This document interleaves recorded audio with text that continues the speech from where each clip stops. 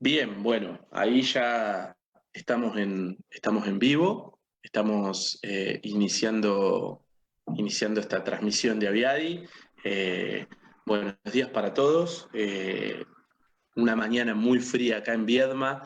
Realmente hoy, 25 de julio, está haciendo mucho frío. Estamos iniciando una nueva charla de Aviadi, una charla muy linda que hace mucho tiempo teníamos la idea de hacerla de forma presencial. Hace mucho tiempo que venimos queriendo hacer esta charla de forma presencial. Lamentablemente las circunstancias actuales no nos permite poder estar de forma presencial, pero sí esto de la tecnología hoy nos permite poder estar de forma virtual.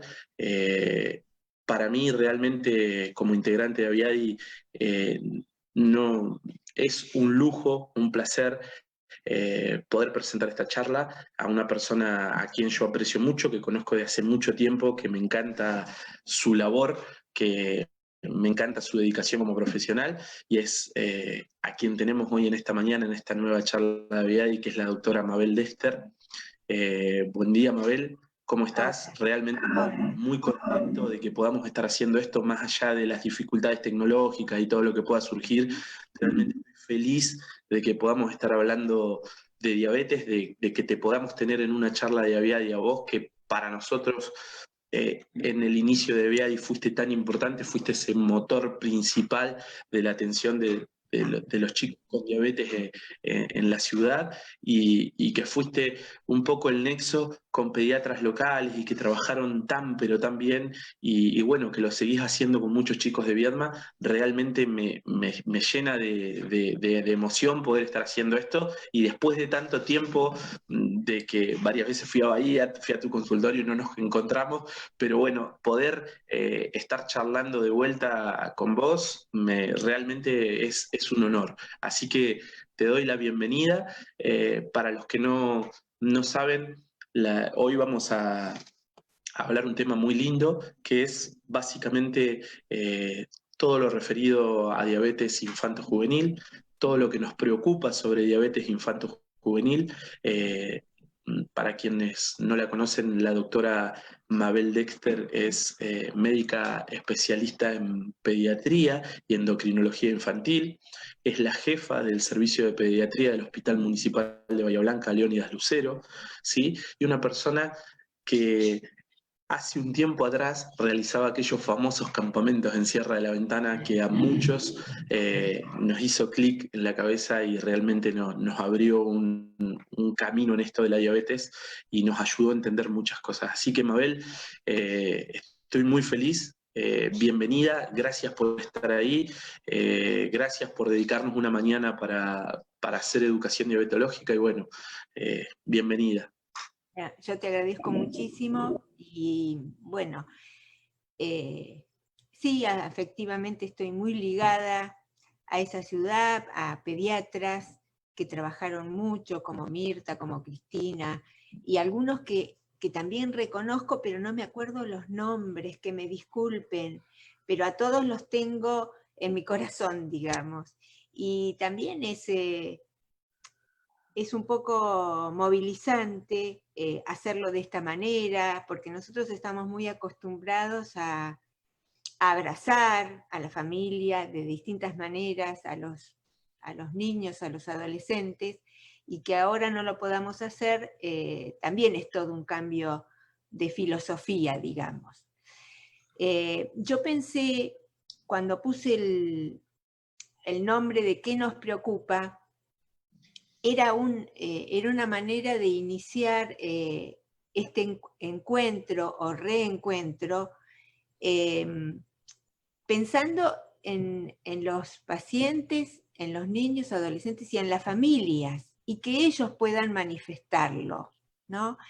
Por eso se me ocurrió primero hacer un videíto como para que todos lo veamos. Después hacer un pequeño resumen de, digamos, de todas las variables que nosotros tenemos que tener en cuenta cuando empezamos o cuando hacemos un seguimiento de un niño y un adolescente, y luego actualizar la situación que estamos viviendo actualmente y los cuidados que tenemos que tener con aquellos niños y adolescentes que tienen con diabetes. Bien, bueno, vamos a ver el videíto. Sí. Yo voy a silenciar mi micrófono.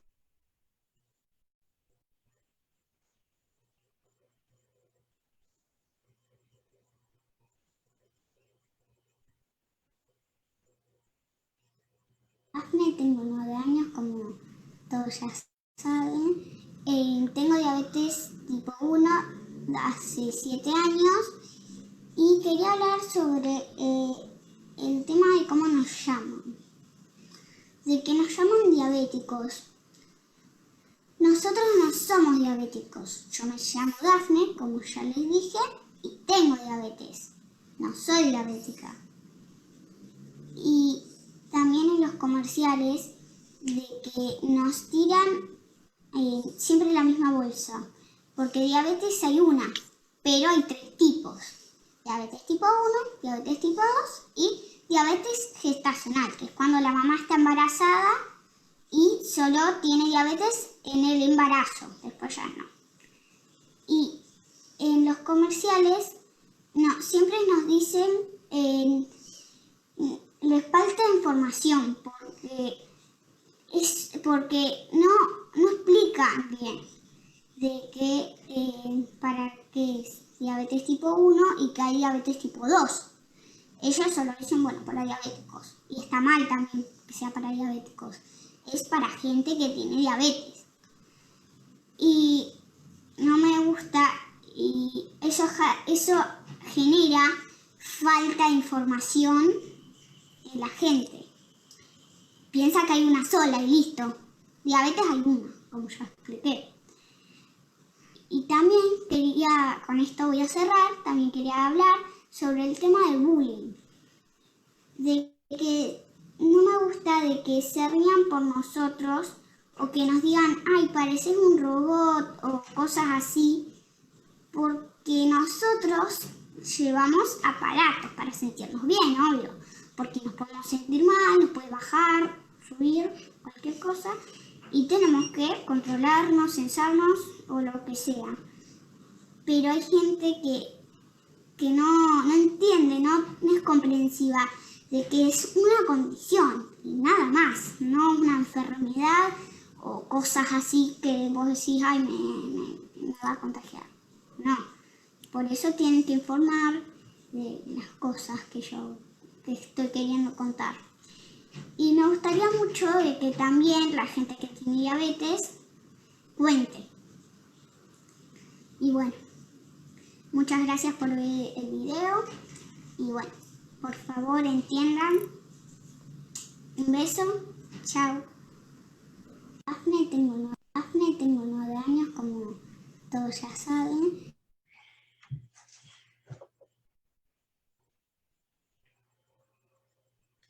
No te escucho, ¿eh? Ahí estamos.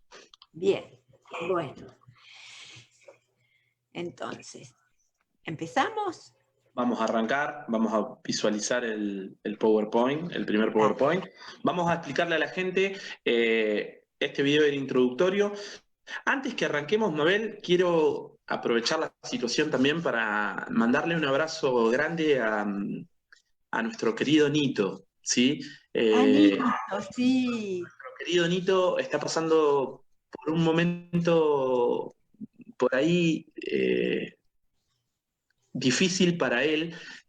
Su nietito fue diagnosticado con una diabetes tipo 1, lejos, en Bolivia, y él está un tanto conmovido y realmente porque lo conoce y sabe lo que es la diabetes. Entonces, le vamos a mandar un saludo a Camilo y a su papá, que nos están mirando desde Bolivia, están mirando esta charla desde Bolivia, y también le vamos a mandar un abrazo grande a Nito, que un poco de esto se trata, estar todos juntos, ¿no? Así que para que este momento, sí, sobre todo abrazarnos y estar juntos, y que este momento por ahí que nos acongoja o nos llena de dudas, poder pasarlo juntos. Así que bueno, para nosotros Nito es una persona especial en Aviadi y vamos a cuidarlo y vamos a acompañarlo de esta manera, así que bueno, le vamos a mandar a Camilo y a su papá, que están allá en Bolivia, toda la fuerza, que esto va a pasar pronto y bueno, y que la educación un poco es la herramienta para que esto pase de mejor manera.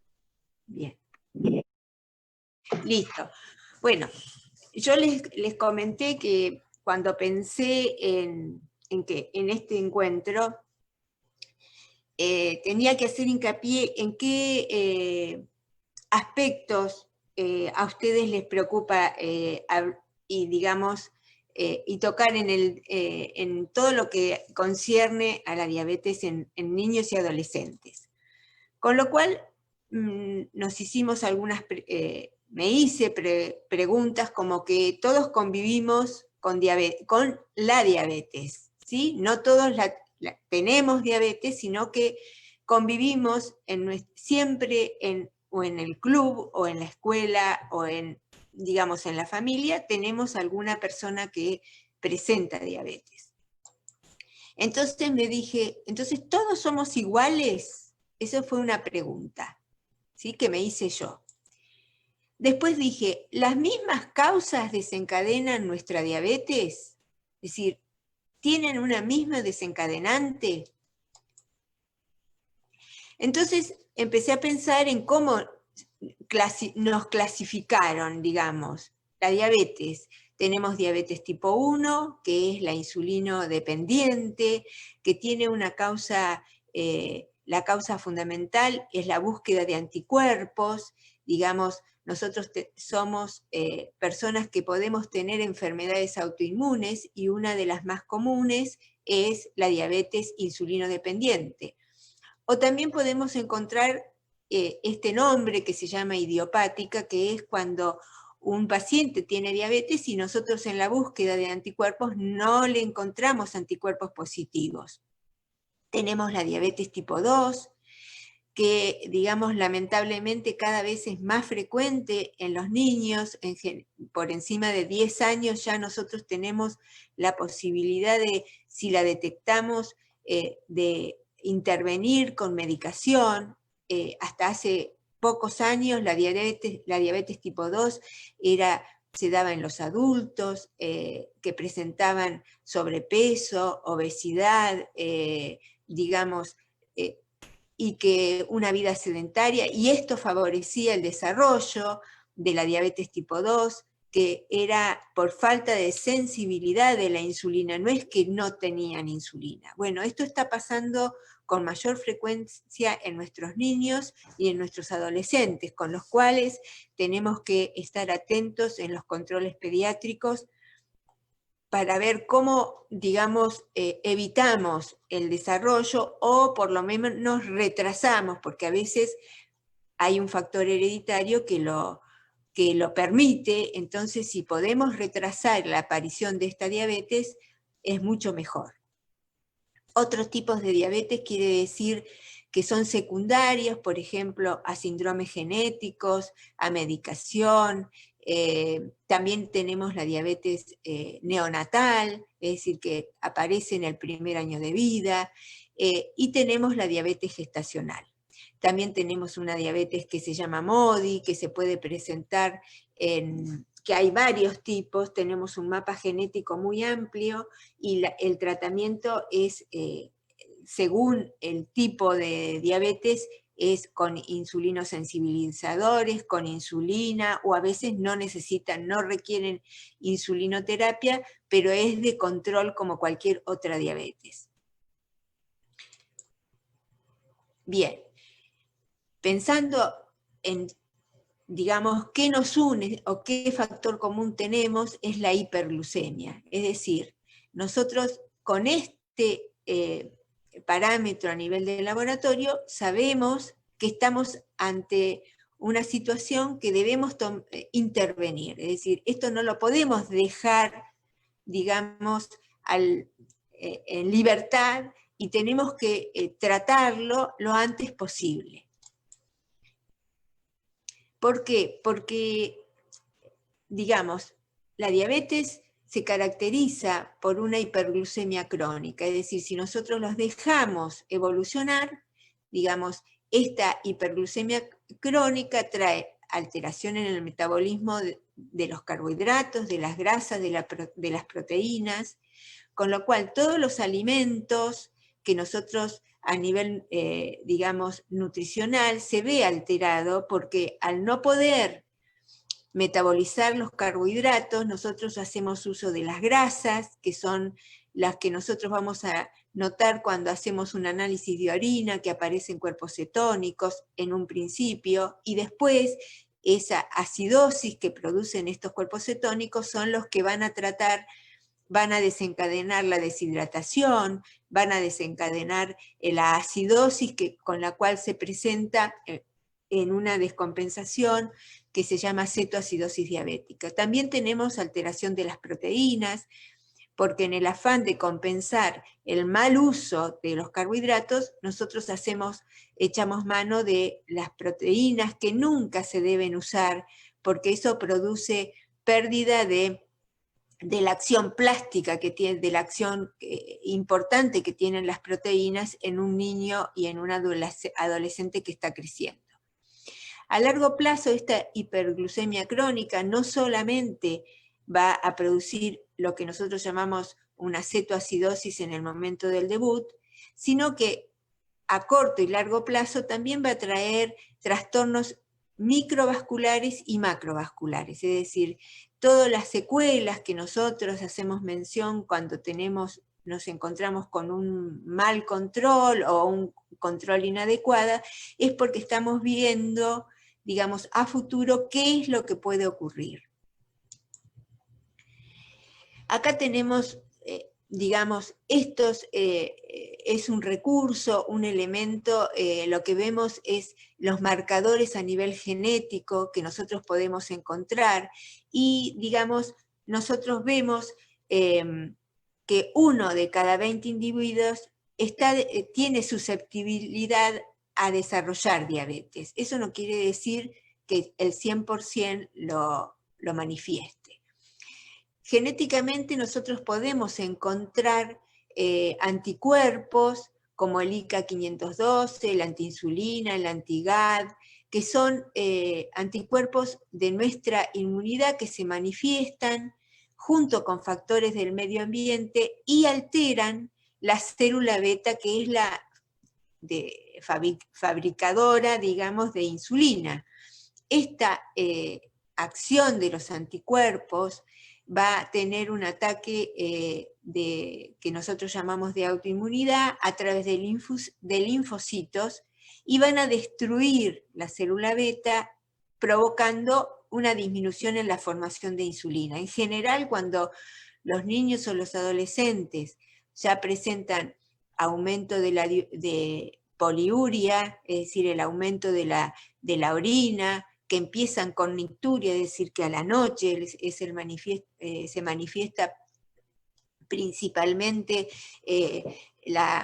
que los chicos empiezan a levantarse con más frecuencia, que los lactantes empiezan a tener los pañales muy pesados, que empiezan a tener más sed, se dice que hay una destrucción de un 80% y que por eso se presenta esto que llamamos insulinopenia. En general, para el diagnóstico nosotros nos guiamos por un valor de glucemia en ayunas de 126, mayor o igual, y lo confirmamos con una postprandial, es decir, después de una comida o 2 horas después de una sobrecarga de glucemia que nos dé mayor de 200. Es decir, si nosotros encontramos en cualquier momento del día una glucemia mayor de 200, más los síntomas que cité anteriormente, como puede ser mucha sed, mucha orina y en algunas personas pérdida de peso, estamos frente a la tríada que se necesita para decir necesita tratamiento. Esto es una diabetes tipo 1. Cuando nosotros tenemos una glucemia en ayunas, que puede ser una glucemia alterada en ayunas, es decir, que sea menor de 126 o mayor de 100.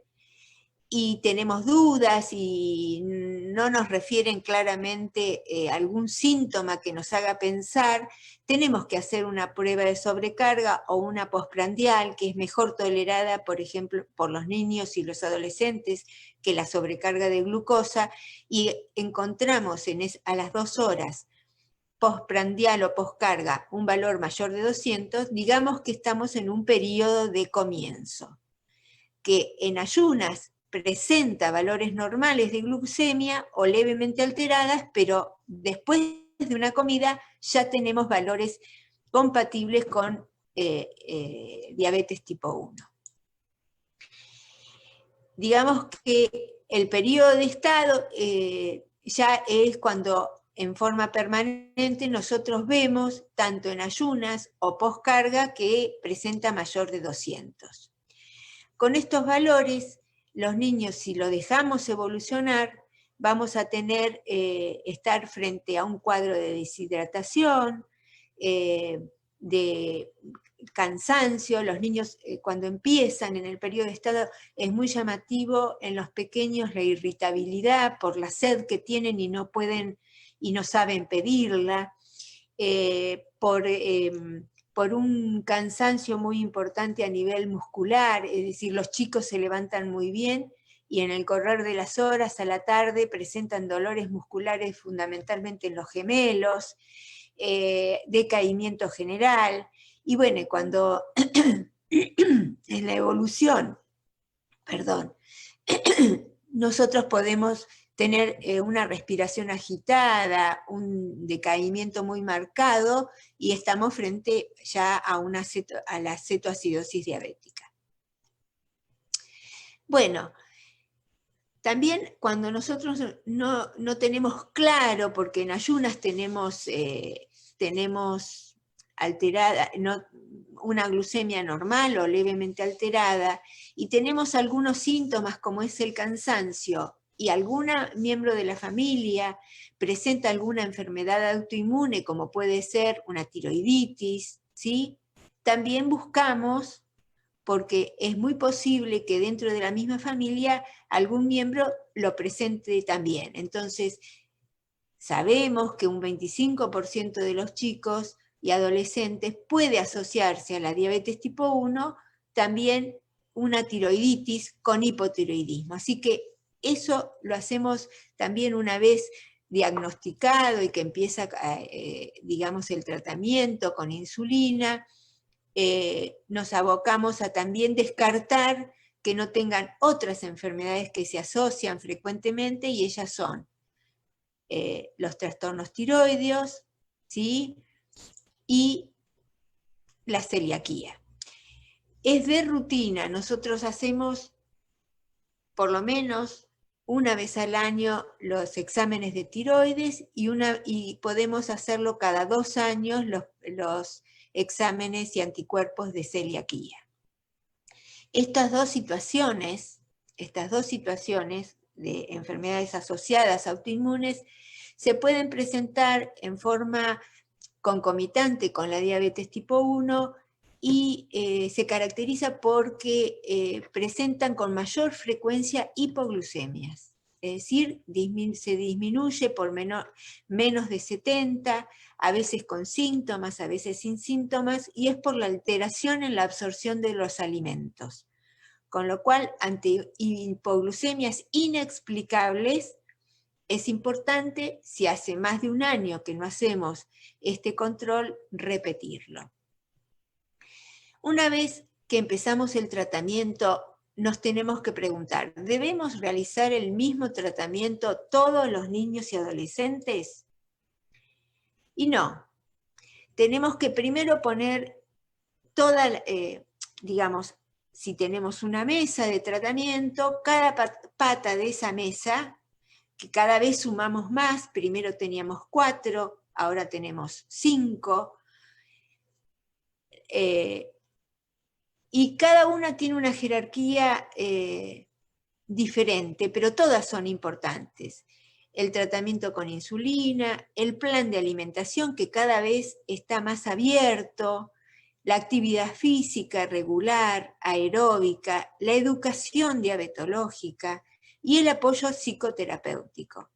Tanto la educación como el apoyo psicoterapéutico es, en el caso de un niño, es con la familia y el niño con el adolescente y la familia. Siempre es importante incluirlos. Ya va a haber tiempo para tratar de que ese adolescente, cuando atraviese todas las etapas y sea un adulto joven, sea independiente. Mientras tanto, es importantísimo la mirada del adulto. Por más que el adolescente o el puber empiece a inyectarse solo la insulina y a tener determinadas libertades e independencia, la familia siempre tiene que tener una mirada, porque nosotros como adultos a veces nos podemos equivocar, el horario de la insulina, el tipo de insulina, que es más frecuente de lo que uno desea y que es, digamos, hasta una situación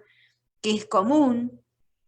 Bueno, un niño y un adolescente también puede equivocarse y bueno, y nosotros estar atentos. A veces nos olvidamos de ponernos la basal o porque empezamos a desayunar primero. Son errores que en un tratamiento, digamos, a largo plazo, a diario, es común que puede haber, digamos, estas equivocaciones involuntarias. Por eso es importante, y vuelvo a insistir, el rol de la familia y la presencia, honestamente, de los dos papás.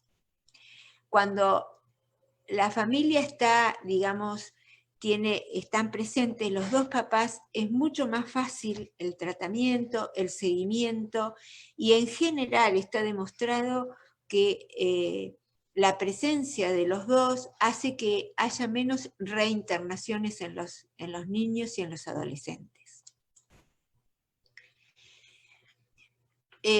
Nosotros tenemos que, en el tratamiento con insulina, tenemos que tratar de imitar lo que antes o normalmente hace la insulina en el ser humano, y tiene un perfil basal, una secreción continua durante todo el día, las 24 horas del día, y con cada estímulo de cada comida se produce un aumento considerable de la secreción de insulina. Así que nosotros con el tiempo fuimos mejorando las insulinas, no solamente avanzó el tipo de insulina, sino el esquema que nosotros llamamos intensificado. ¿Por qué? Porque hacemos lo mismo que nuestro páncreas haría.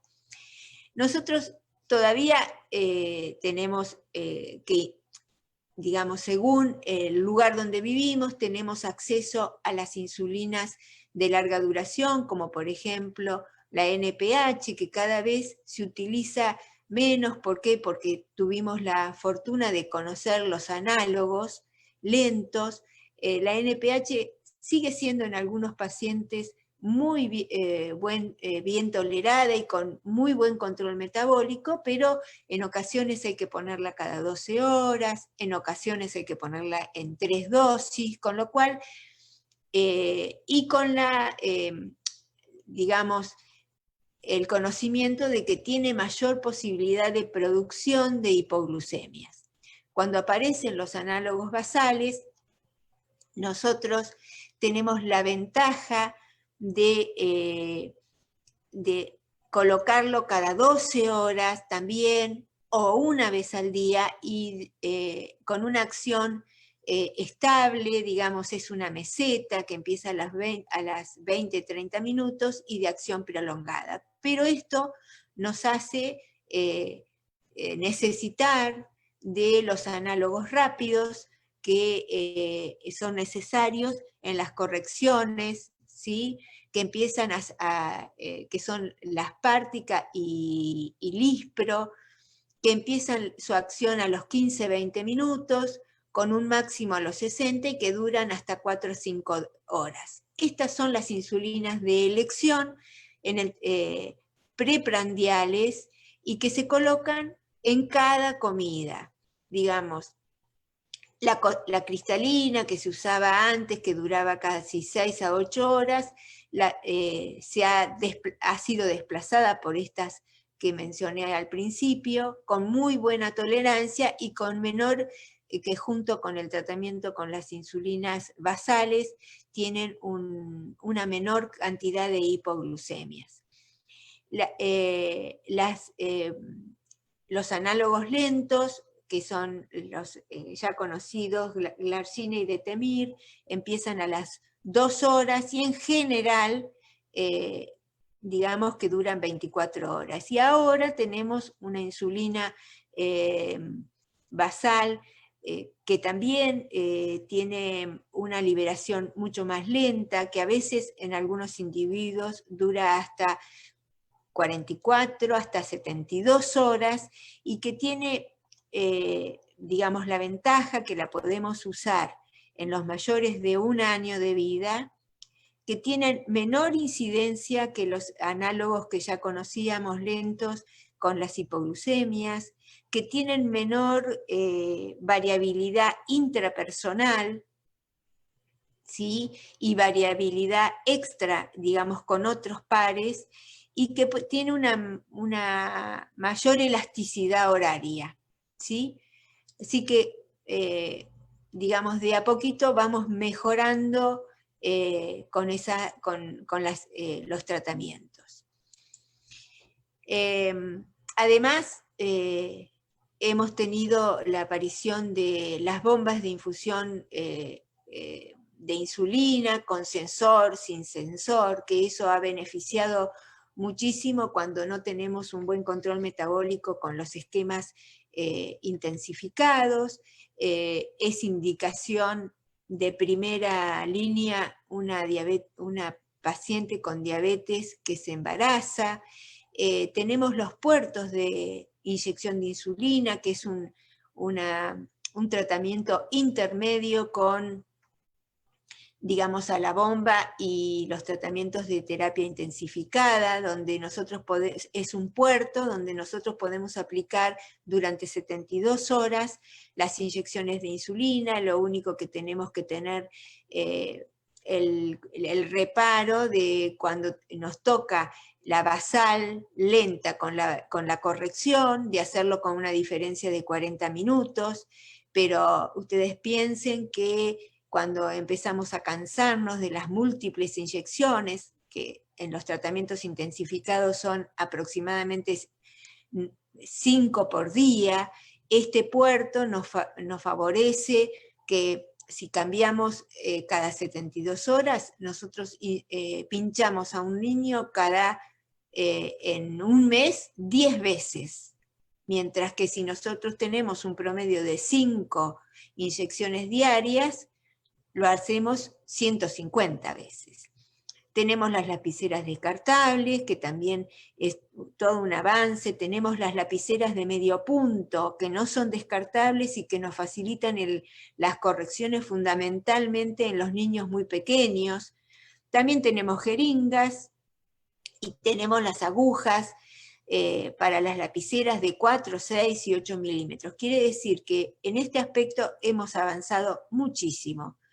Seguimos teniendo las tiras reactivas, los sensores de glucemia y el sistema flash, que también es un gran avance donde podemos monitorear cientos de veces en un día, cada 15 días cambiamos el sensor y realmente facilita muchísimo los controles fundamentalmente digamos que en todos, pero en los niños muy pequeños, cuando los papás tienen que levantarse a la noche, a la madrugada para hacerle algún control, esto facilita muchísimo la calidad de vida digamos, del paciente y de la familia.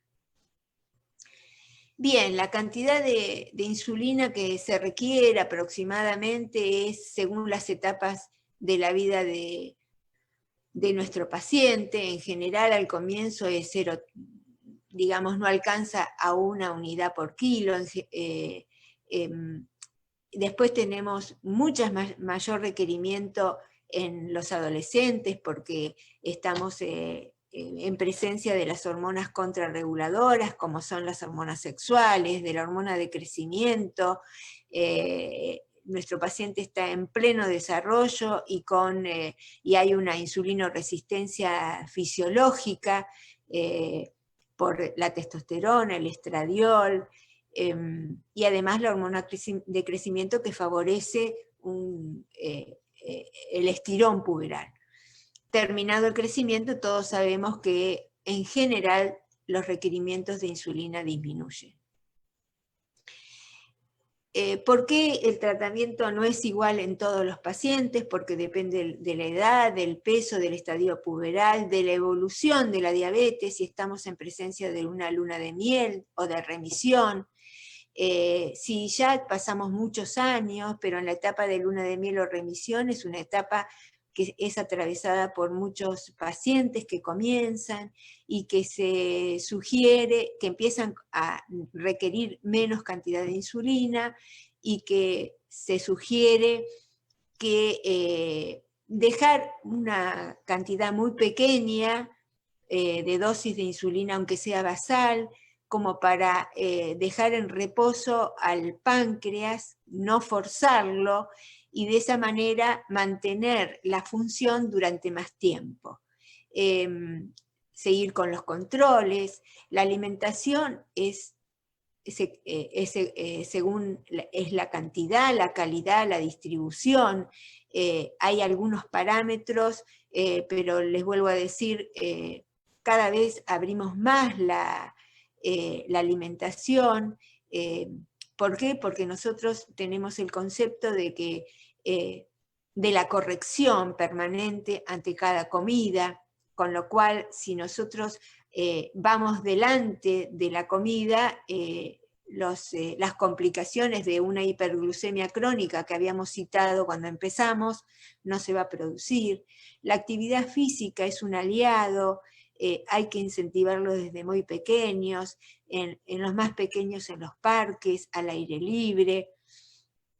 En esta situación ya vamos a ver cómo ajustarlo, digamos, a los lugares cerrados, pero es importante tener regularidad. Una de las cosas que nosotros tenemos que tener en cuenta es que no tenemos que cambiar el esquema de insulina por un solo control, mal control aislado, buscar perfiles glucémicos en lugares de valores aislados, realizar monitoreos, automonitoreos en forma, digamos, diaria y sacar conclusiones, no cambiar permanentemente la dosis porque eso hace a que sea más difícil la estabilización de las glucemias. Tratar de estos planteos de los cambios de la cantidad de insulina que reciben, plantearlos, digamos, en las consultas, no esperar, si la consulta es cada 3 meses por ahí, no esperar que pasen 3 meses para hacerlo, comunicarnos antes porque son 3 meses que perdemos. Recordar que la alimentación tiene que estar de acuerdo a edad, el peso y la talla, los hábitos, los gustos, las posibilidades económicas de la familia. Siempre nosotros tenemos que adaptarnos con el tratamiento a los hábitos familiares. No que los hábitos familiares se cambien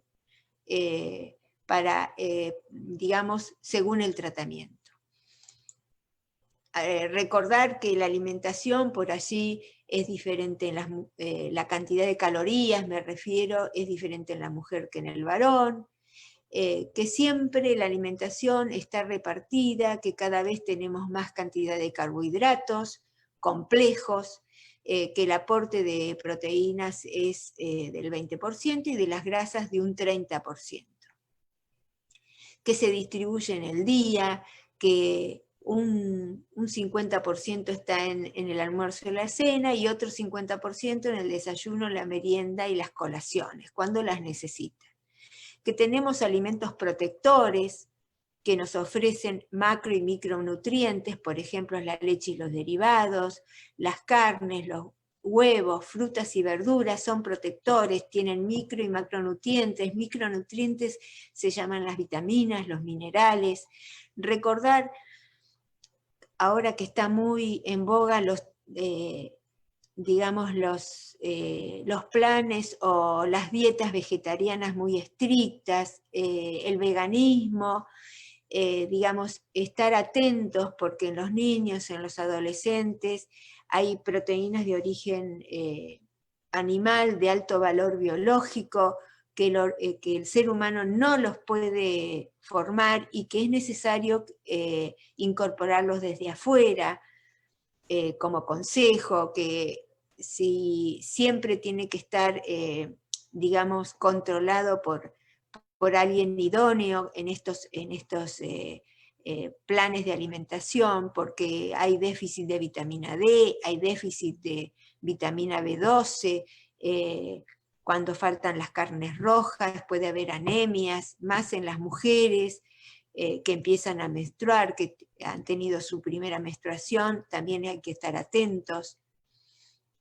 Con respecto a la actividad física, en los niños es difícil de controlar, y también en los adolescentes y en los jóvenes adultos cuando empiezan la universidad, donde los tiempos se limitan, pero hay que favorecer que se realicen regularmente, que pueden provocar desequilibrios metabólicos si no están bien controlados, que hay que prever la disminución de insulina o mayor aporte de hidratos de carbono, que por ahí las basales, digamos, las que no duran demasiado tiempo como la glargina y la detemir, uno en el día que van a hacer una actividad física, podríamos organizarlo para disminuir la dosis, y si no, las correcciones.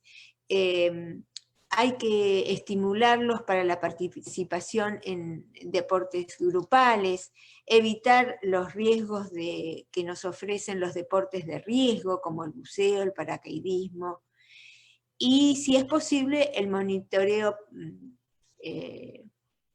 antes y después. Yo siempre aconsejo que el monitoreo posterior no se haga inmediatamente de realizar la actividad física muy intensa, porque a veces vienen con valores muy altos, y si uno lo deja, digamos, yo les sugiero que se duchen, que se relajen y después hacer el control, porque en ocasiones es por estrés o porque fue un deporte de competencia y hay chicos que en vez de bajar la glucemia como era lo que nosotros esperamos, en ocasiones está con valores más altos. También si es muy intenso, les sugiero a los 40 minutos de un ejercicio físico, tener una colación, algún cereal, derivado de cereal, tomar agua que contenga azúcar y un poquito de sal para reponer líquidos. Bien, con respecto a la educación diabetológica, yo creo que en cada vez que hay un encuentro tenemos que hacerlo, es precoz, digamos, tanto en el niño, en el adolescente como en su familia. Al principio, cuando empezamos con el diagnóstico, nuestro objetivo es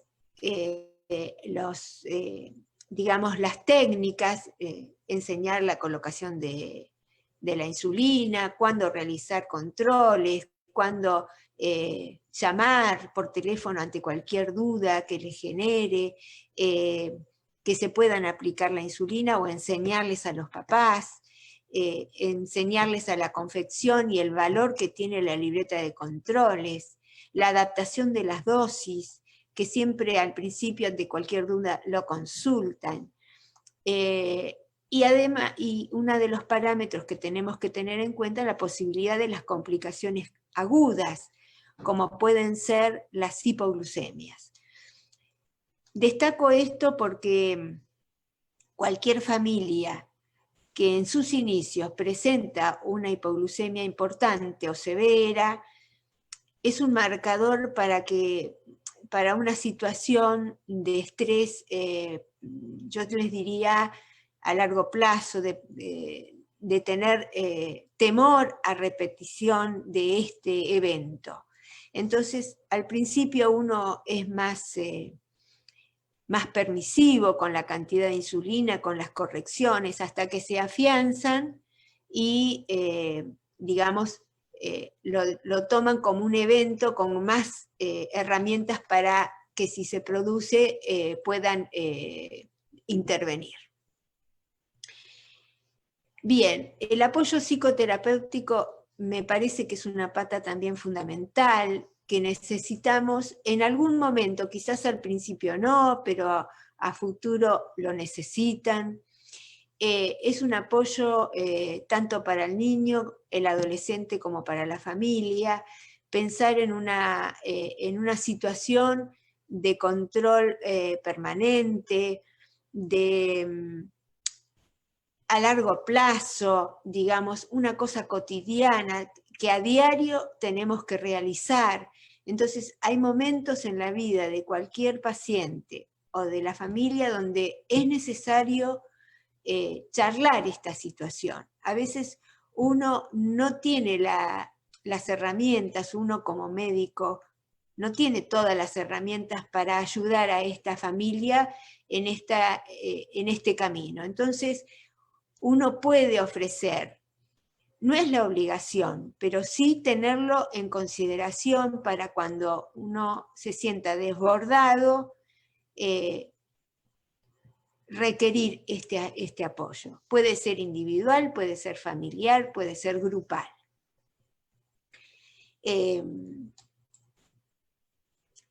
Bien, esto fue todo lo que yo quería ofrecerles, que junto con el videíto que vimos, por ahí despierta en ustedes algunas o muchas preguntas, quizás no todas pueda responder, y quería hacer mención a alguien que me ayudó y que como con una varita mágica me dijo un día, hace muchos años, que yo tenía que hacer diabetes, y que fue la doctora Ramos, conocida por todos, y que fue mi maestra. Entonces, siempre la tengo presente cuando tengo la oportunidad de mencionarle y de agradecerle, a pesar de que ella no me va a escuchar, pero que ustedes conozcan que ella fue mi gran maestra.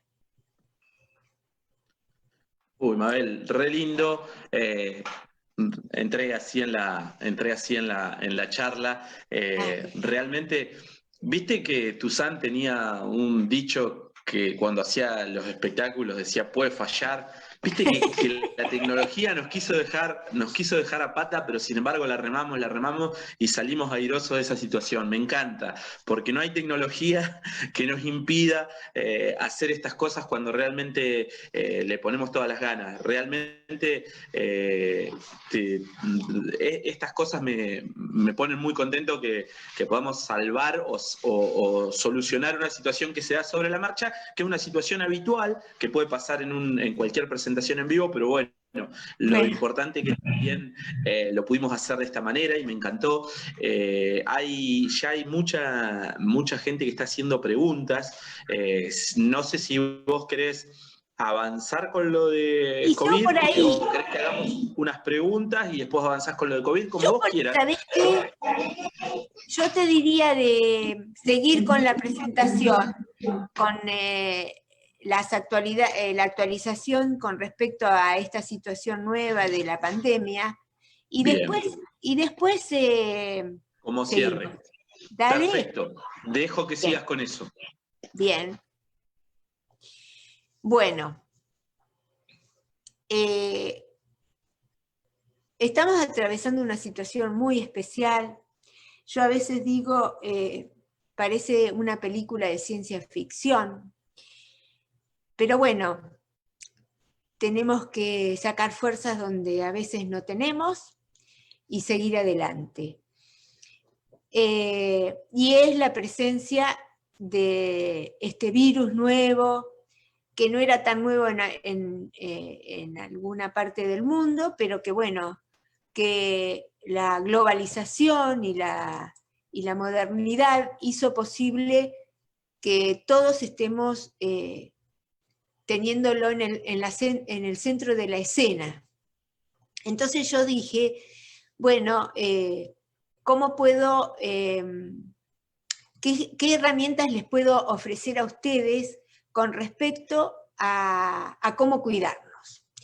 Entonces les voy a decir algunos tips para que ustedes con tranquilidad se manejen. La información que tenemos no indica que hay mayor susceptibilidad a las infecciones por coronavirus en niños o adultos con diabetes tipo 1. Los patrones de glucosa en 24 horas, cuando cambian demasiado, puede ser el precursor temprano de una infección clínica, de cualquier infección, con lo cual lo que se sugiere es el monitoreo frecuente. En algunas áreas, la interrupción de estar atentos, porque yo personalmente lo he vivido con varios pacientes donde algunas obras sociales se han interrumpido las cadenas de suministro de medicamentos, ¿sí? Con lo cual uno tiene que estar preparados porque tenemos que tener los insumos necesarios para no incurrir en una situación de estrés. Hay que estar atentos. Las personas con función renal inestable o retinopatía activa deben ser evaluados adecuadamente en esta instancia. Los expertos han manifestado que los niños y adolescentes con diabetes tipo 1 con buen control metabólico y sin otra comorbilidad presentan similar riesgo en contraer COVID-19 que el resto de la población de la misma edad. Sin embargo, si un paciente con diabetes tipo 1 se infectara como en cualquier enfermedad aguda, acuérdense esto, como en cualquier enfermedad aguda, esta puede llevar a la descompensación. Es decir, no se olviden que cualquier situación de estrés, una gastroenteritis, un dolor de oídos, una infección urinaria que presenta vómitos, que presenta hiperglucemia, no desestabiliza. Quiere decir que no solamente por la presencia de esta pandemia nosotros nos tenemos que monitorear más, sino que ante una situación que nos desconcierta, el automonitoreo es la herramienta fundamental para evitar una internación. Como consigna hay que aplicarse la vacuna antigripal y el antineumocóxico. Hay que anticiparse a adquirir todos los insumos y si es posible el doble. Realizar el automonitoreo y tratar de mantener entre 70 y 180 miligramos por decilitro la glucemia. No dejar de aplicarse la insulina, siempre en tiempo y forma. Medir cetonas cuando es posible para evitar el riesgo de cetoacidosis. Es decir, si nosotros tenemos un automonitoreo con valores elevados que antes no teníamos, que tenemos algún signo, como puede ser fiebre, dolor abdominal, dolor de garganta, estemos atentos. Conservar una alimentación saludable y variada. Esto es fundamental, porque mientras nosotros tengamos una alimentación adecuada, en cualquier momento no solamente en esta situación, nuestro sistema inmune va a estar mucho más entero para responder. Mantenerse activos al menos 1 hora por día, aunque sea en el domicilio.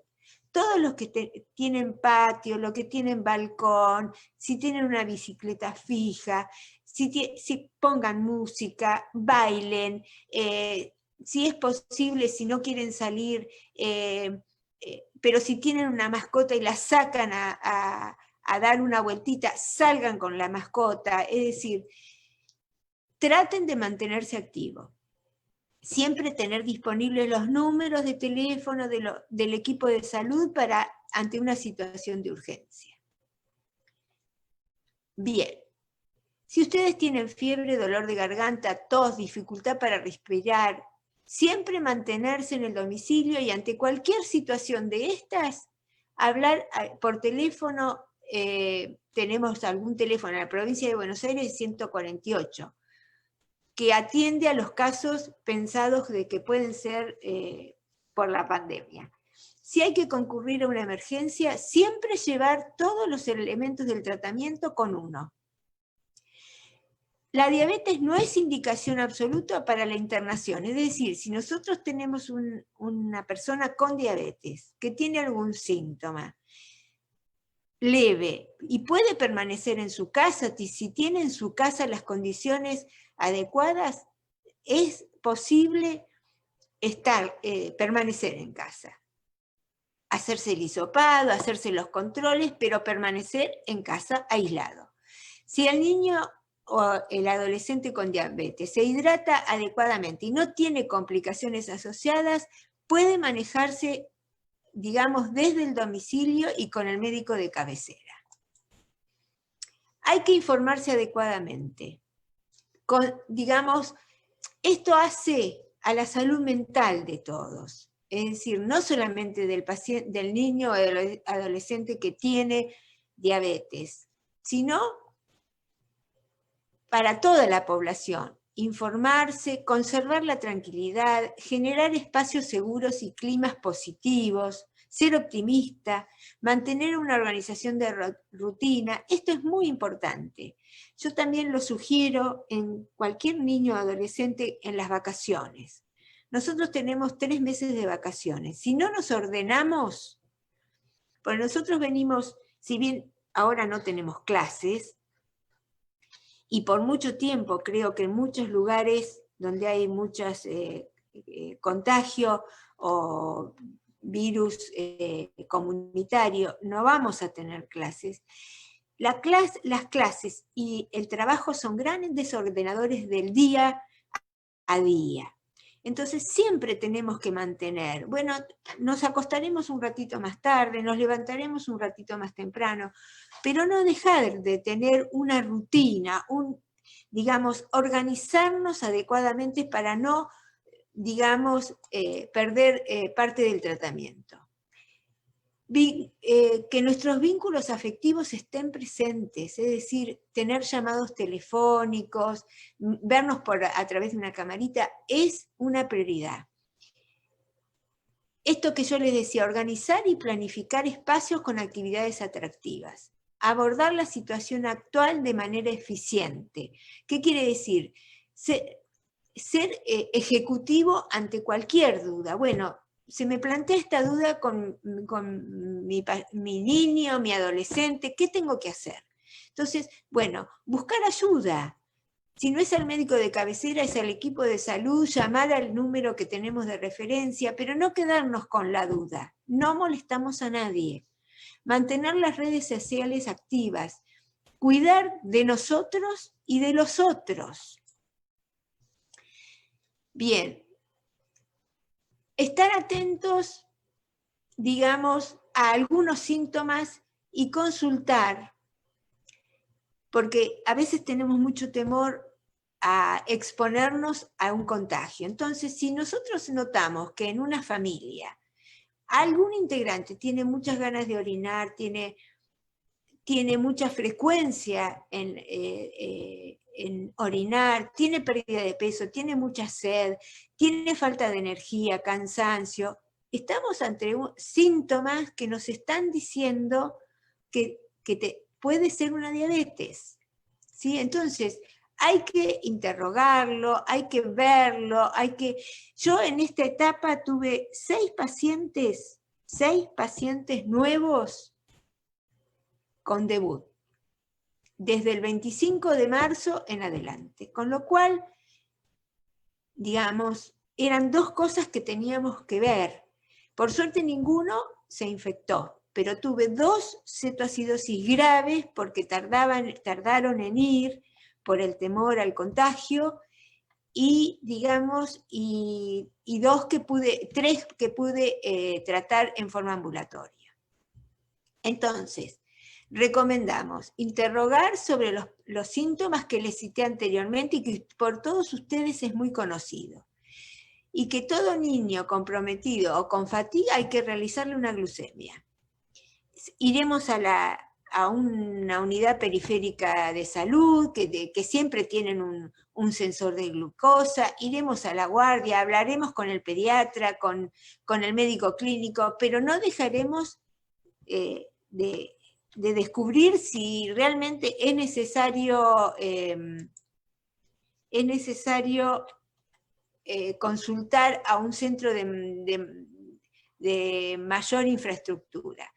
Recuerden que los síntomas de una cetoacidosis es la deshidratación, pérdida de peso, tienen una respiración muy agitada, pueden presentar dolor abdominal y náuseos y hay deterioro general.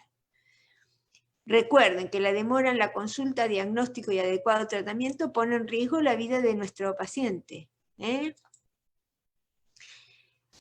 Dicen de los datos de los grandes centros que los niños más frecuentemente tienen un compromiso con respiratorio alto, es decir, que los niños que se contagian con este virus pueden manifestar síntomas respiratorios altos.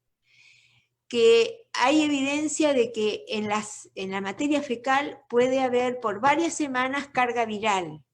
Esto hay que tenerlo en cuenta.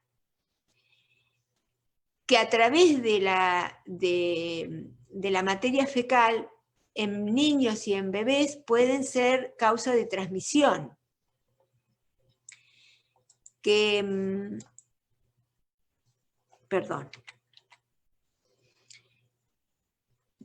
hay un 4% de los niños que tenían infección asintomática.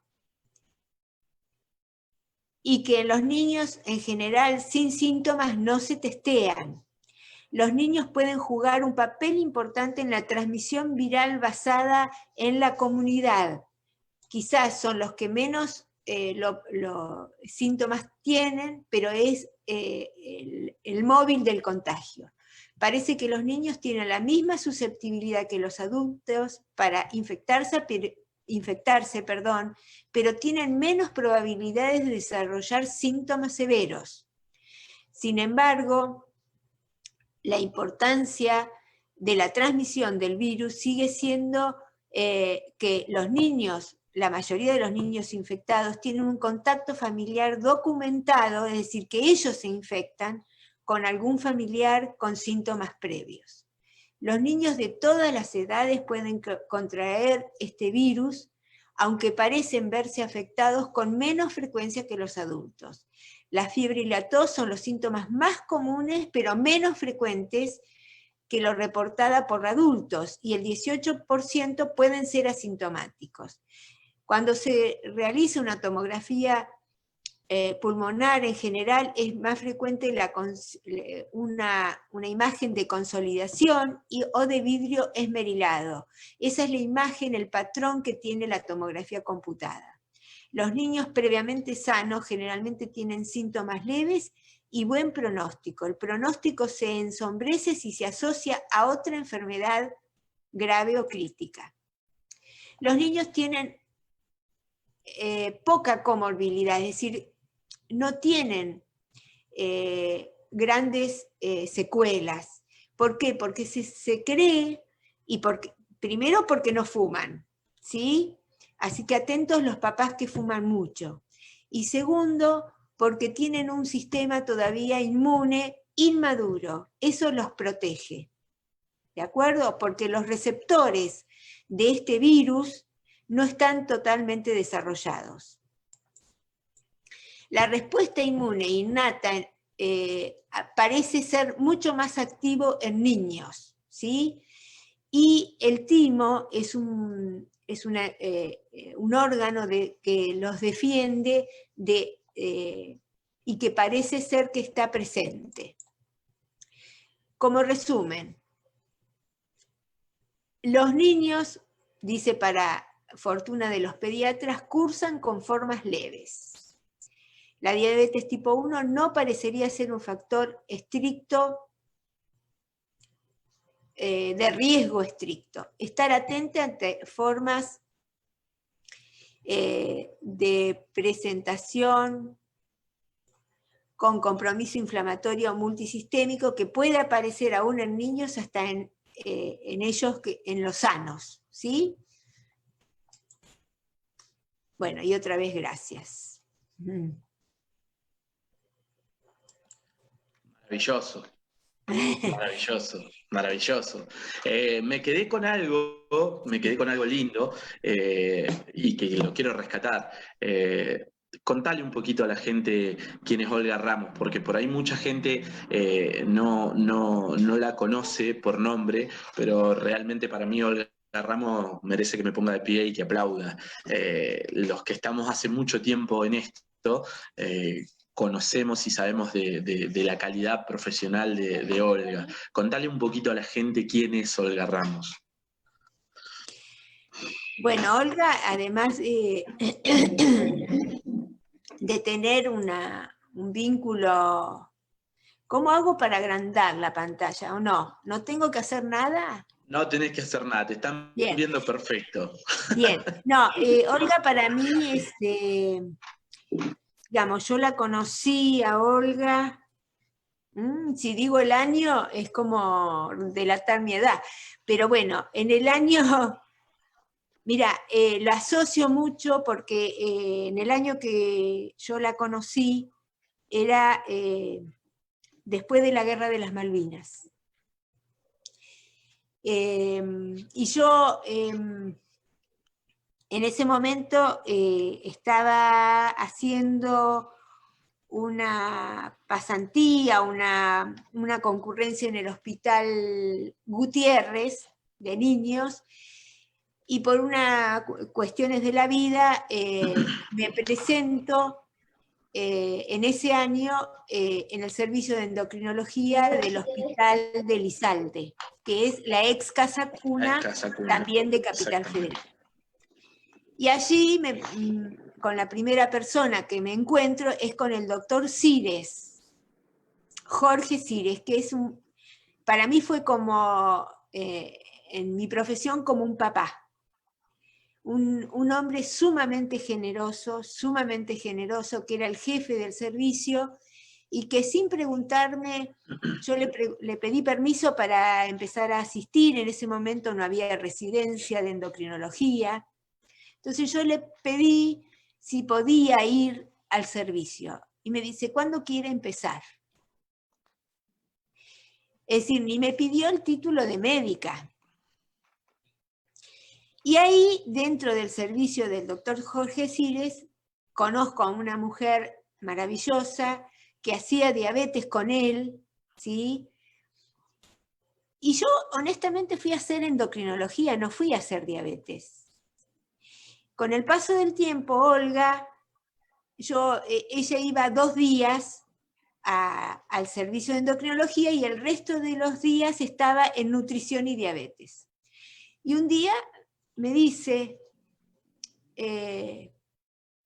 me llama y me dice, Mabel, vos tenés que hacer diabetes.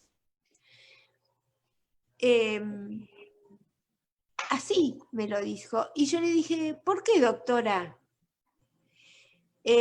Porque tenés las características para atender un niño y un adolescente con diabetes. Y yo digo, ¿qué características se necesitan?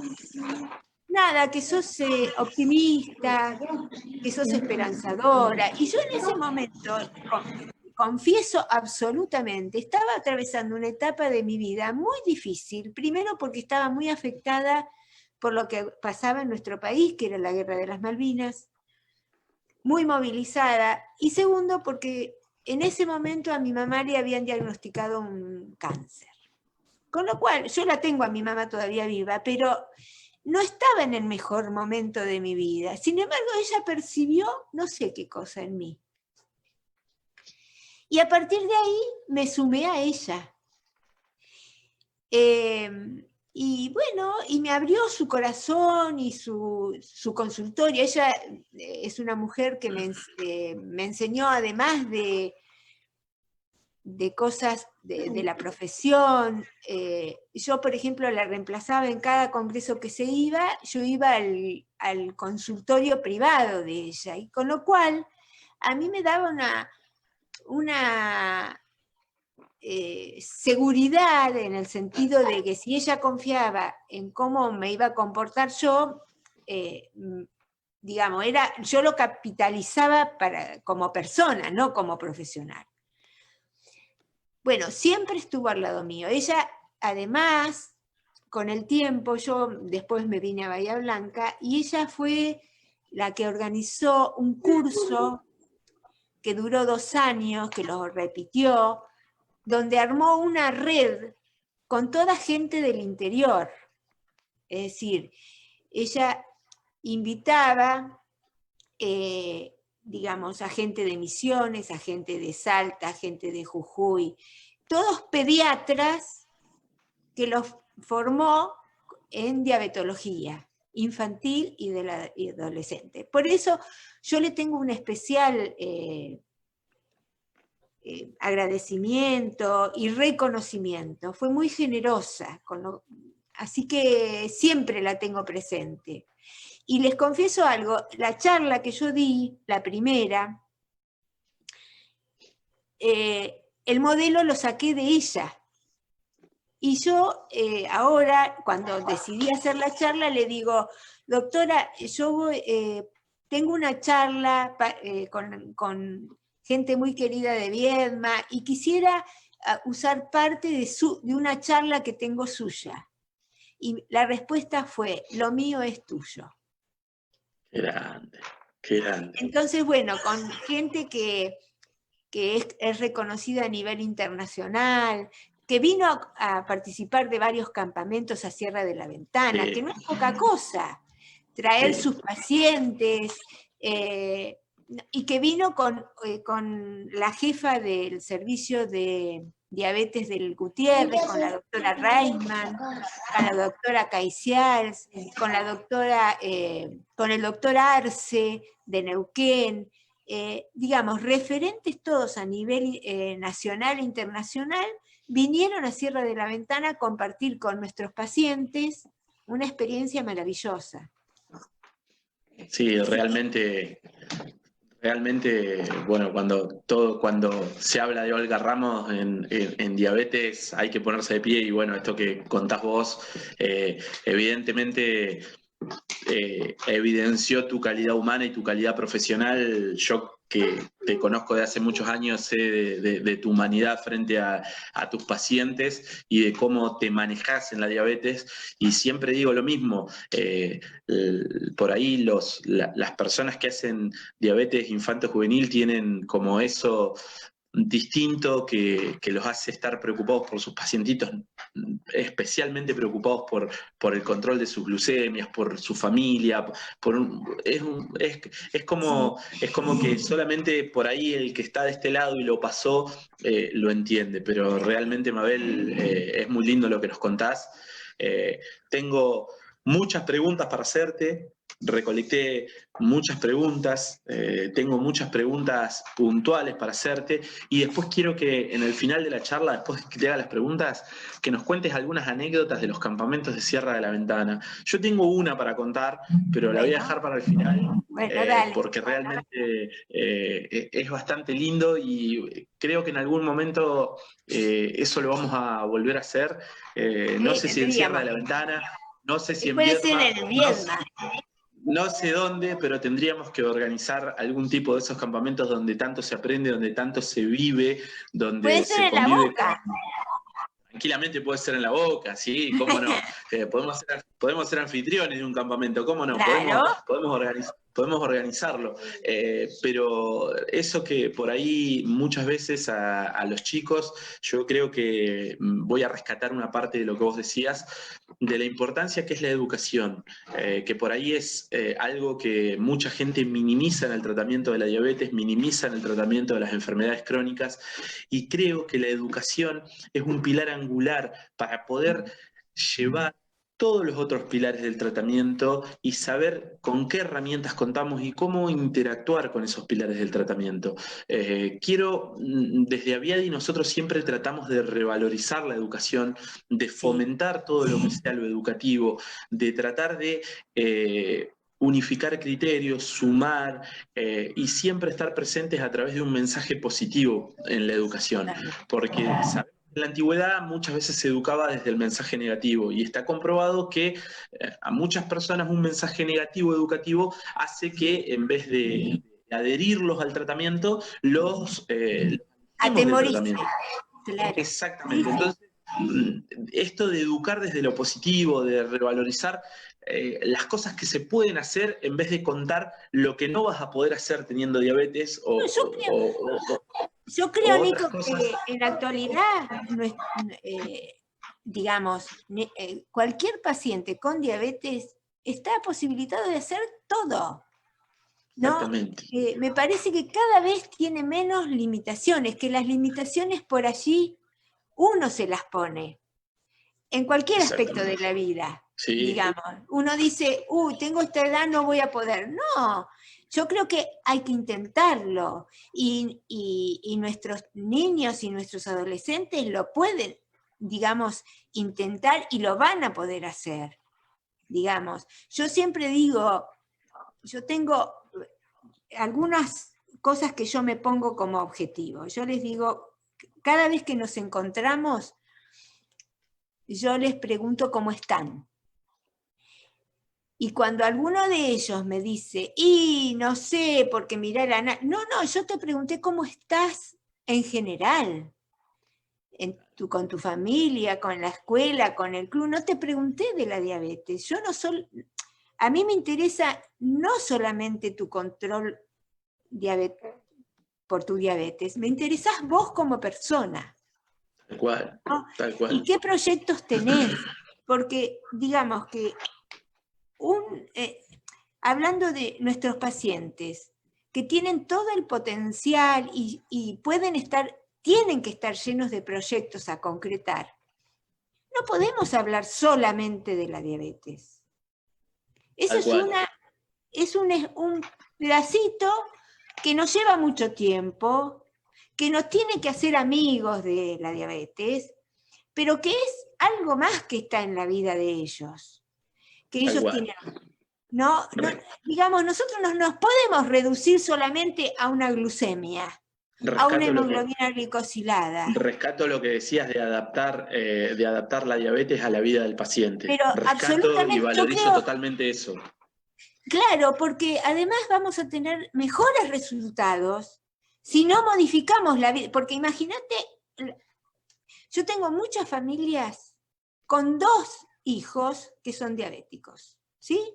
En este año, en este tiempo, 2 familias. Y yo lo que intento es que la vida de ellos, hasta intento tener más o menos el mismo tratamiento para no entorpecer la vida de la familia. Claro. ¿No? El mismo tipo de insulina, por ejemplo.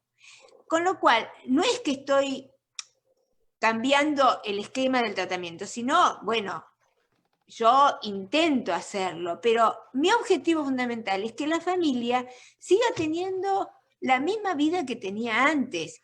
Sí, digamos, son situaciones muy movilizantes. Y yo acepto, como cualquier ser humano, que este tipo de noticias son tan movilizantes y a veces desestabilizantes, que una familia puede unirse para siempre o puede desunirse. Porque a veces uno no está preparado para recibir, digamos, porque pensar en una situación que es para toda la vida es difícil, no imposible. Porque yo estoy convencida que paso a paso nosotros vamos ganando terreno en muchos aspectos, por ahora en el tecnológico. Pero así como nos ocupamos de lo tecnológico, van a aparecer otras cosas. Entonces tenemos que ser sumamente optimistas y nuestra zanahoria, por decirlo así, tiene que ser el buen control metabólico, la buena adherencia al tratamiento, el proyecto que vos tuviste de viajar, por ejemplo, y de concretarlo y sin problemas. Digamos, de concretar cosas que nos den placer, ¿sí? Y de tener proyectos. Cumpliste uno, generar otros. Porque de eso se basa en la vida de cualquier ser humano. El ir teniendo proyectos. La diabetes no tiene que ser una imposibilidad. Para nada. Qué lindo lo que estás diciendo, y realmente siempre escucharte es un mensaje muy esperanzador. Nos pone los pies sobre la tierra porque nos orienta en un montón de cosas educativas y en un montón de cosas del tratamiento, pero también siempre escucharte con esto que pasan los años y seguís teniendo esta misma filosofía de buscar, de revalorizar lo educativo, al ser humano, a la familia, a la integración. Realmente me pone muy contento. Tengo un par de preguntas, Mabel, para hacerte, y las vamos a ir viendo de responder de la forma más sencilla que puedas y que tratemos. Tengo varias, así que va a ser un ping-pong de preguntas y respuestas. Es como Feliz Domingo, ahora empieza el ping-pong de preguntas y respuestas. Dale. La primera pregunta que nos hacen a través del Facebook Live. ¿Qué piden para estudiar tiroides en chicos con diabetes? ¿Qué se pide? ¿Hay algún...? Sí, en general tenemos un perfil mínimo que nos va a orientar enseguida. Por ejemplo, nosotros tenemos un marcador hipofisario que se llama TSH, un marcador periférico que es la T4 libre. Y después, como sabemos que la diabetes en general es autoinmunitaria, le buscamos también anticuerpos para antitiroideos, que son específicos. Por ejemplo, el anticuerpo antiperoxidasa es el más sensible y el más específico. Hay otros, pero el más sensible y más específico es este. Puede ser que curse con una anemia relativa, que puede ser dada por la función tiroidea alterada. Puede ser que curse con colesterol alto también, y que estas dos variables se modifiquen si necesita tratamiento.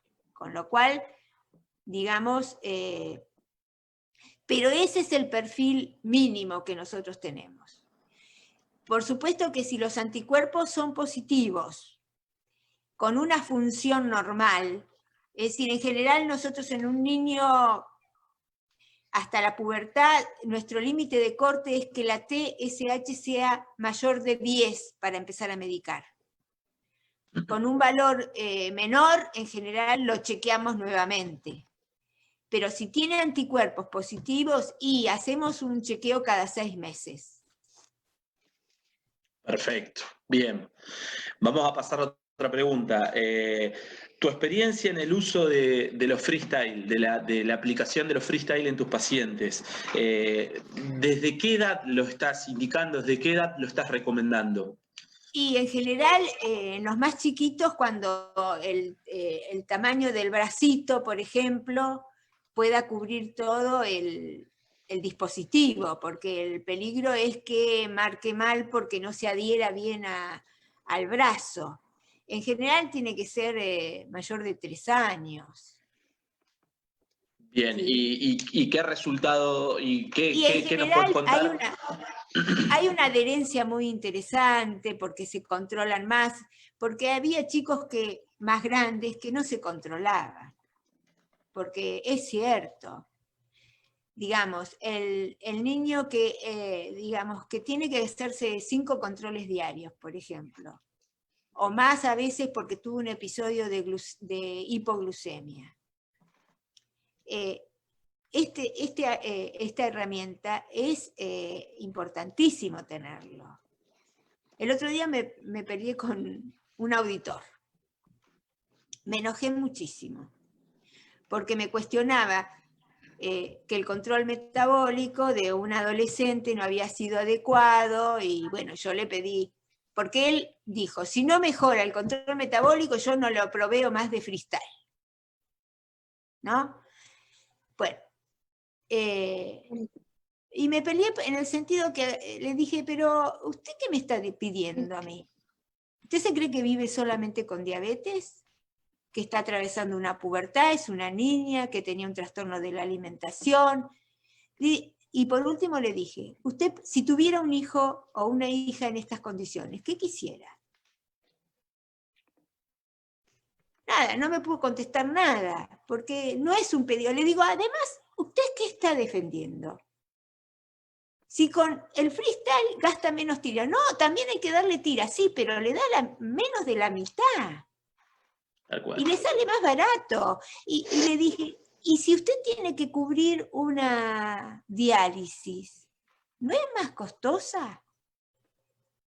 Entonces, ¿por qué usted está preparando a futuro lo que va a salir mucho más costoso cuando usted ahora, aquí y ahora, puede prevenir absolutamente todo? Las hipoglucemias, la adherencia al tratamiento. Nada, estamos en una etapa vital de nuestro paciente, y usted piense que va a estudiar, va a tener una familia y la va a tener sin complicaciones. Tal cual, es así. Otra pregunta que tengo por acá.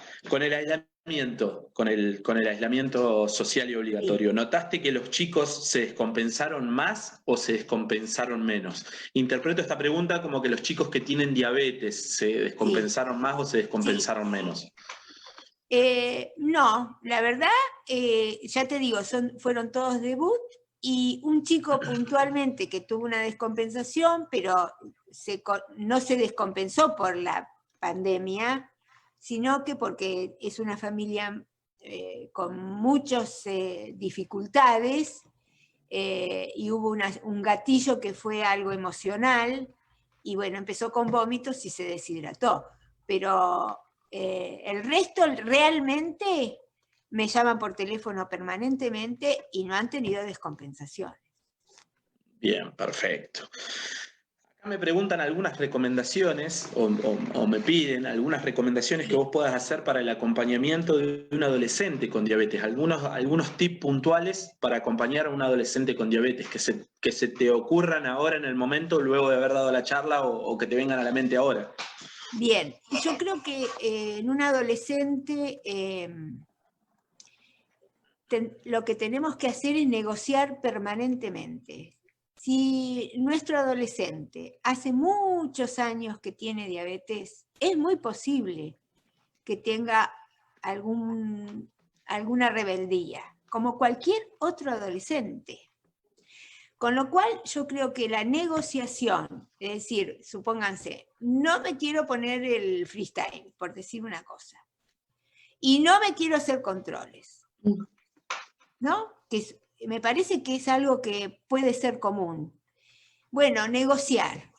Yo hago negocios en ese aspecto con los chicos. Bueno, ¿querés hacerte dos? Hacete 2 controles, pero hacételos. No le puedo exigir en una etapa de grandes cambios, desde que cambian la escuela primaria a la secundaria, o cambian a la universidad, o hablar del alcohol, por ejemplo, hablar del cigarrillo, por ejemplo, hablar de la sexualidad. Digamos, ahora, digamos, ¿qué familia no tiene en forma cercana alguna reasignación de género? Es decir, son temas que los adolescentes lo viven mucho más a diario que uno como adulto, y que no se espantan, que tienen un compañero que decidió esto que yo les digo reasignación de sexo. Y tenemos que, digamos, más allá de nuestras propias miserias, lo digo así en el sentido de que a veces nos cuesta aceptarlo, permitir que nuestro adolescente sí lo acepte. Porque nuestra sociedad fue cambiando. A mí me pasa, no tiene nada, puntualmente no tiene mucho que ver con diabetes ni con la charla, pero yo tengo pacientes que están con resignación de género y piensen que yo tengo años, con lo cual de estas cosas no se tocaban, no se hablaban. Si, digamos, si uno habla con determinado prurito de la menstruación todavía, ¿sí? Imagínense hablar de reasignación de género. Y a mí lo único que me permite estar frente a un joven con, digamos, con este dolor, porque ante todo son seres tan sufrientes, que me hizo ser solidaria con ellos. Entonces, digamos, como adolescente, yo abriría la mesa y permitirles hablar de todo esto. Del alcohol, por ejemplo, empezar, si uno les dice, digamos, uno les marca que el alcohol no es bueno, que el alcohol puede generar hipoglucemia, que el alcohol... Bueno, va a llegar un momento que vamos a tener que permitirle, con la mirada de la familia, que empiece, porque si todos toman alcohol en la casa, ¿sí? Porque hay casas que se consume el alcohol, un vasito, medio vasito, digamos que hay... va a tener que compartirse en ese momento, bajo la mirada de la familia, que tome una medida de alcohol. Que no vaya a ser la previa a otro lugar, porque ahí no lo podemos mirar. Claro, y porque es una realidad que, nos duela o no, es una realidad que los chicos viven. Que por ejemplo, confíe en uno de sus amigos y le diga, mirá, a mí me puede pasar esto, ¿no? Hacer el comentario, si no tenés una tarjetita identificatoria, una medallita, hacerle, bueno, a su compañero, a su amigo de salidas, confiarle que bueno, que a él le puede pasar, que si toma, o por lo menos decirle, mirá, si vas a tomar alcohol, sé medido y come antes de salir, digamos, esas recomendaciones. Digamos, que el amigo sepa que si le pasa cualquier cosa puede ser una hipoglucemia y no otra cosa, que no lo consideren como que si lo encuentra la policía por ahí lo considera que está drogadicto o alcoholizado y no lo atienden. Esas pequeñas cosas son importantes. Y tener abierta la cabeza para escuchar. ¿Sí? No, porque a veces nos pasa. Muy bueno, muy bueno. Excelente. Tengo otra más. Prácticas o estudios que deben realizarse para un buen control, aparte de tiroides y celiaquía. Bien, en general, bueno, ahora ustedes saben que a los 5 años del comienzo de la diabetes hay que hacer, antes se hacía la retinofluoresceinografía, ahora se hace lo que se llama OCT, que es una tomografía, y que nos dice cómo están los ojitos. A veces hay bastante reticencia a hacerlo a los 5 años, creo que antes había más, pero a los 5 años es un parámetro importante para ver que no haya ninguna lesión. Un examen cardiovascular siempre, en general yo lo sugiero una vez al año, pero es importante un ecocardiograma, en los adolescentes que practican deportes, hacer un Holter, un mapeo, ¿sí? Y después, supónganse que es un paciente muy lábil, que ha pasado tiempo, que se descartó problemas de tiroides, problemas de celiaquía, nunca se olviden de la insuficiencia suprarrenal, que también hay anticuerpos y también pueden tener, digamos, síntomas de hipoglucemia por falta de cortisol. Bien, perfecto. Eso es Realmente importante. interesantísima la respuesta. Mabel, otra pregunta que nos hacen a través del Facebook.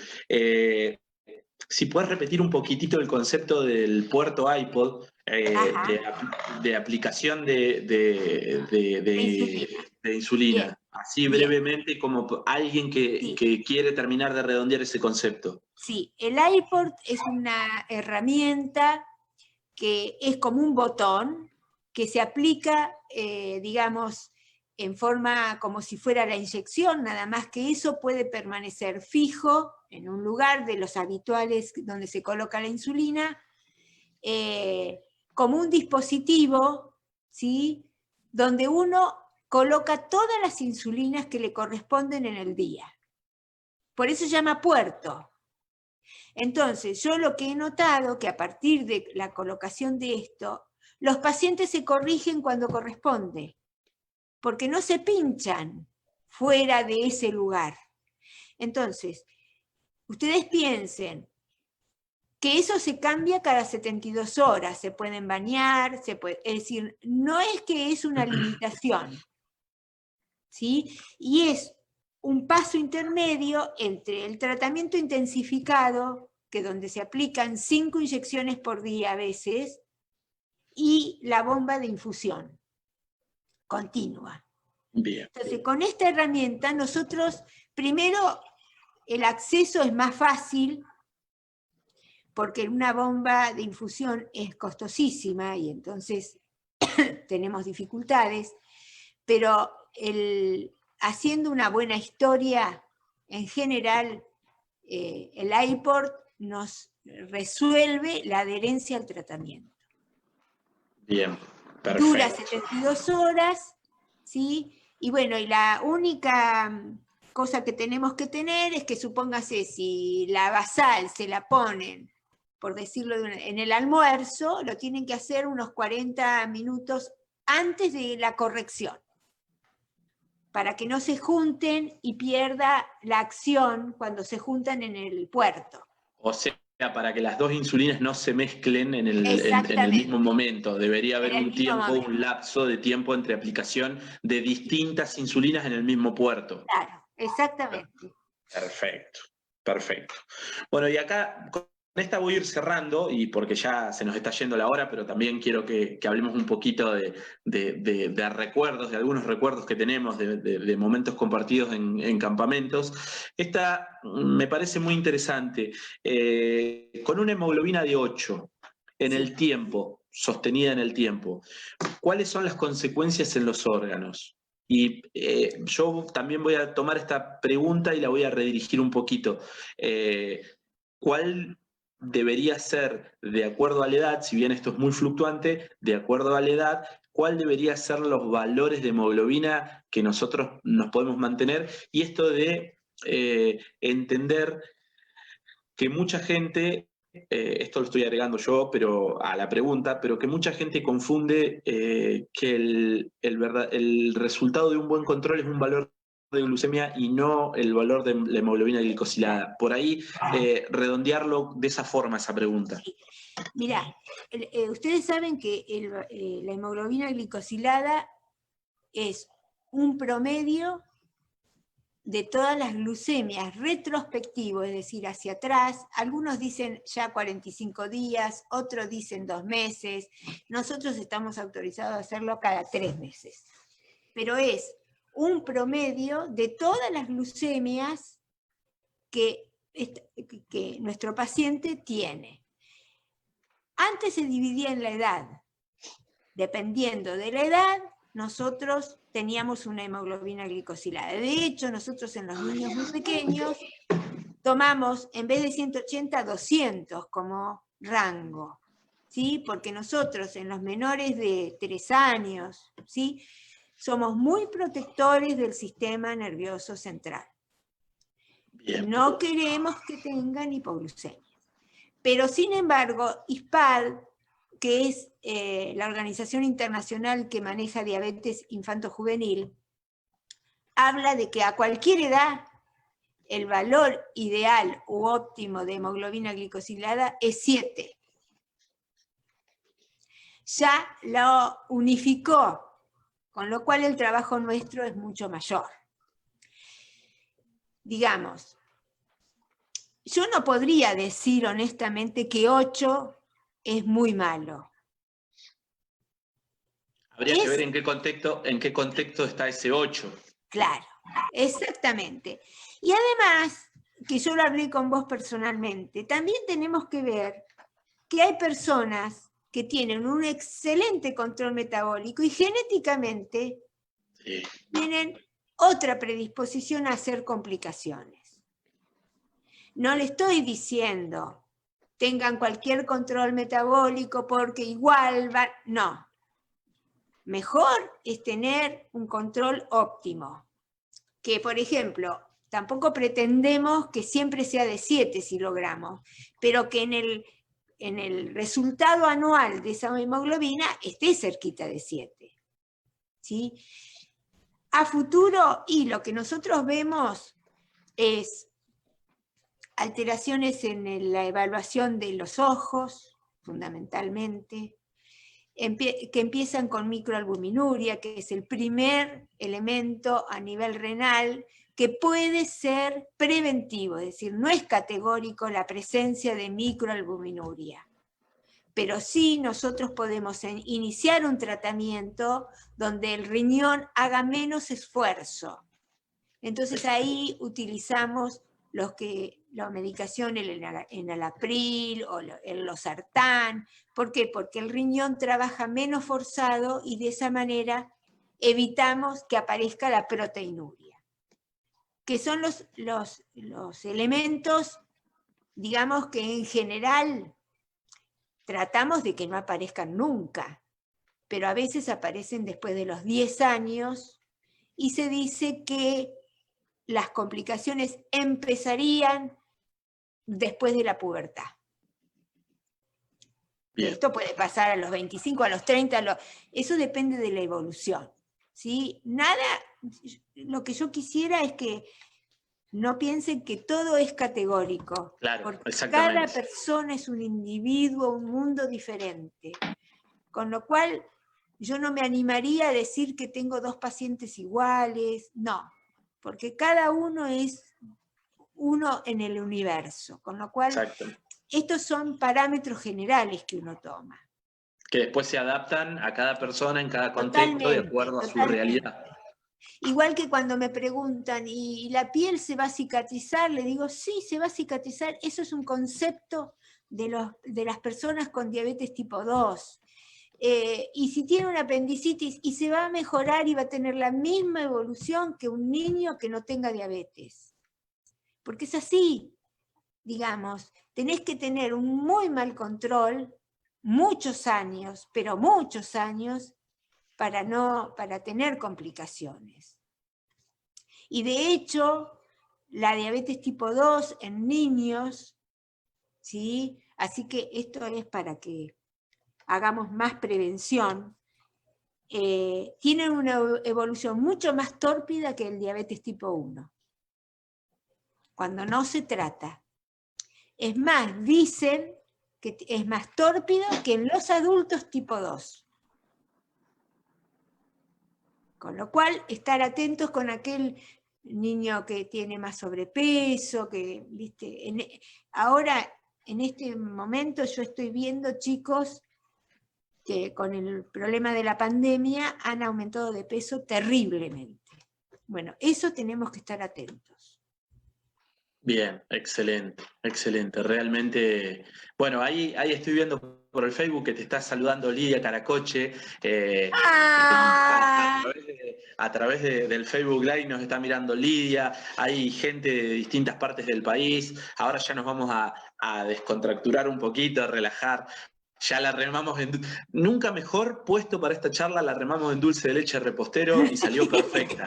Porque totalmente. Realmente Para los que por ahí se están sumando, tuvimos un problemita técnico que lo pudimos solucionar con las presentaciones. La idea era mostrar unos PowerPoint, no pudimos. Mabel los contó a los PowerPoint mientras los iba visualizando, nos fue contando lo que teníamos previsto. La charla salió igual excelente, me encantó, y esto es lo bueno cuando le ponemos pasión a lo que hacemos. Yo no quiero terminar esta charla sin que nos remontemos en el tiempo unos años atrás. Año 2000, yo me acuerdo que hacía, no te miento, 2 meses que tenía diabetes y la doctora Mirta Maldonado me invitó, llegó la invitación para que vayamos a participar a un campamento de Sierra de la Ventana. Llegamos a Bahía Blanca, nos alojamos en el regimiento del ejército. No me acuerdo el batallón, pero era un regimiento del ejército.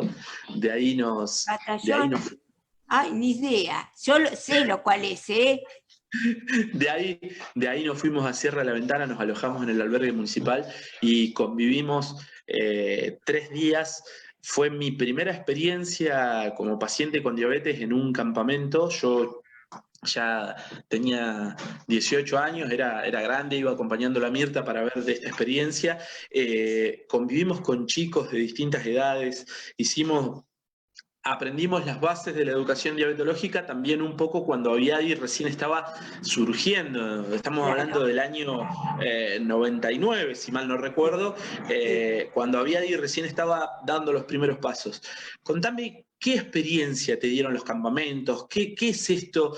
Contanos un poquito todo esto tan lindo que generaste durante tanto tiempo. Y bueno, fue una experiencia muy rica en el sentido que... Porque yo pienso que nosotros la educación la tenemos que hacer tanto formal como informal. Y me parecía que en un contexto que no fuera el hospitalario ni en el consultorio, digamos, íbamos a estar mucho más relajados. Porque el 80% del encuentro, de compartir esos días, fue a través del juego. A través de compartir cómo nos controlábamos, cómo nos inyectábamos, qué comíamos, qué no comíamos, qué actividad hacíamos, cómo bajábamos la insulina ante la actividad. Digamos, indirectamente, a través de actividades totalmente informales, ¿sí?, generábamos más recursos. Esa fue la experiencia mía. Y que realmente... fue totalmente intuitiva, porque no es que yo tenía una formación, no soy docente, no soy profesora de educación física, es decir, esto fue intuitivo y las ganas de reunir a los chicos y que ellos nos dieran herramientas a nosotros para después hacer un seguimiento. Porque todo esto nos enriqueció tanto a ustedes como a nosotros. Seguimos. Yo no sé si en ese campamento fue un señor con una cocina del ejército, ¿te acordás? Sí, así es. Era justo Semana Santa, y yo siempre cuento esta anécdota.